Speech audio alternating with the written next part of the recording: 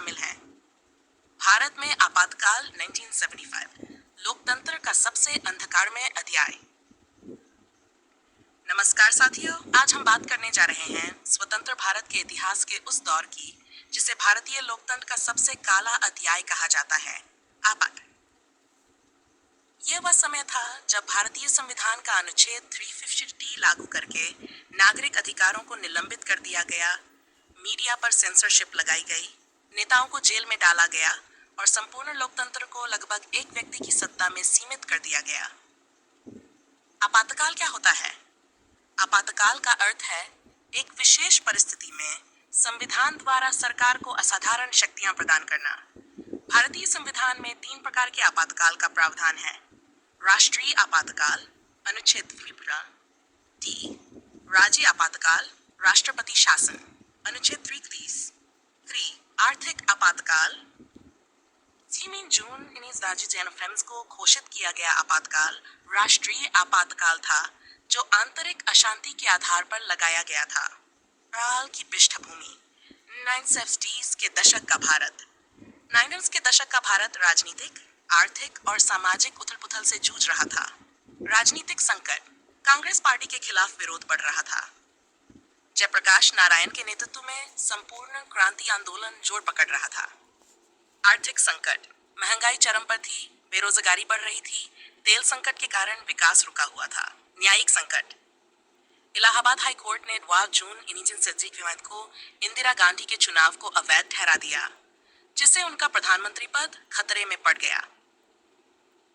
आपातकाल की घोषणा 25 जून 1975, राष्ट्रपति फखरुद्दीन अली अहमद ने तत्कालीन प्रधानमंत्री इंदिरा गांधी की सिफारिश पर आधी रात को अनुच्छेद 10 के तहत आपातकाल की घोषणा कर दी। कारण बताया गया, देश में आंतरिक अशांति। जेपी प्रकाश नारायण, अटल बिहारी वाजपेयी, लालकृष्ण आडवाणी समेत विपक्ष के प्रमुख नेताओं को गिरफ्तार कर लिया गया। मीडिया पर सेंसरशिप लागू कर दी गई। अखबारों की प्रेस पर पुलिस पहरा लगाने लगी। संविधान में 4वें संशोधन के जरिए कई महत्वपूर्ण अधिकारों को संशोधित कर दिया गया। न्यायपालिका और संविधान का हनन। सुप्रीम कोर्ट ने एडीएम जबलपुर बनाम शिवकांत शुक्ला केस में यह फैसला दिया कि आपातकाल के दौरान नागरिकों के मौलिक अधिकार स्थगित किए जा सकते हैं।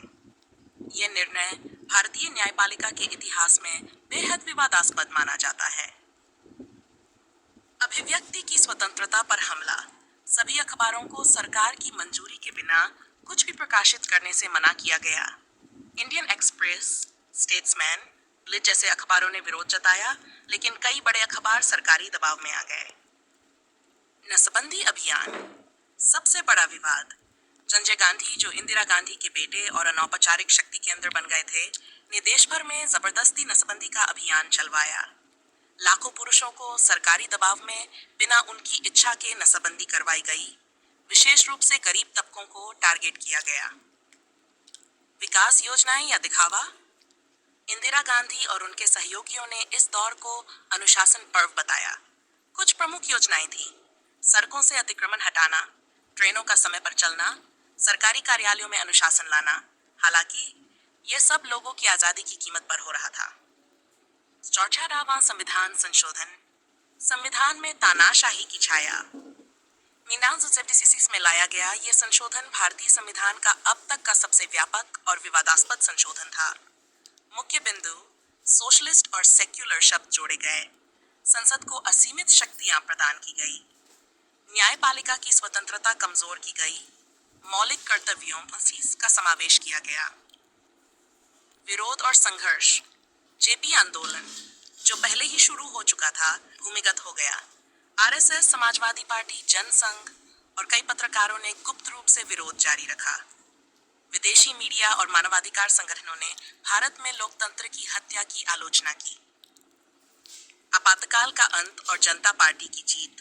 इंडिया में इंदिरा गांधी ने अचानक चुनाव की घोषणा की, यह सोचकर कि लोग उनके पक्ष में मतदान करेंगे। लेकिन नतीजा, जनता पार्टी को भारी बहुमत मिला। इंदिरा गांधी और संजय गांधी दोनों चुनाव हार गए। मोर्ने देसाई के नेतृत्व में पहली गैर कांग्रेसी सरकार बनी। आपातकाल के प्रमुख प्रभाव सकारात्मक। सरकारी तंत्र में अनुशासन, समय पर रेलगाड़ियां, भ्रष्टाचार में थोड़ी गिरावट।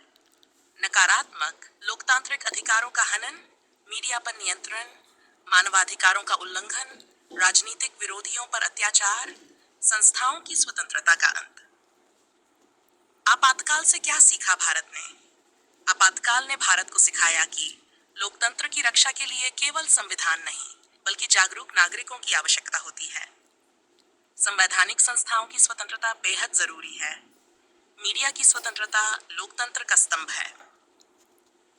1975 का आपातकाल भारतीय लोकतंत्र का सबसे काला अध्याय था, लेकिन यही वह दौर भी था जिसने जनता को अपने अधिकारों के लिए खड़े होने की प्रेरणा दी।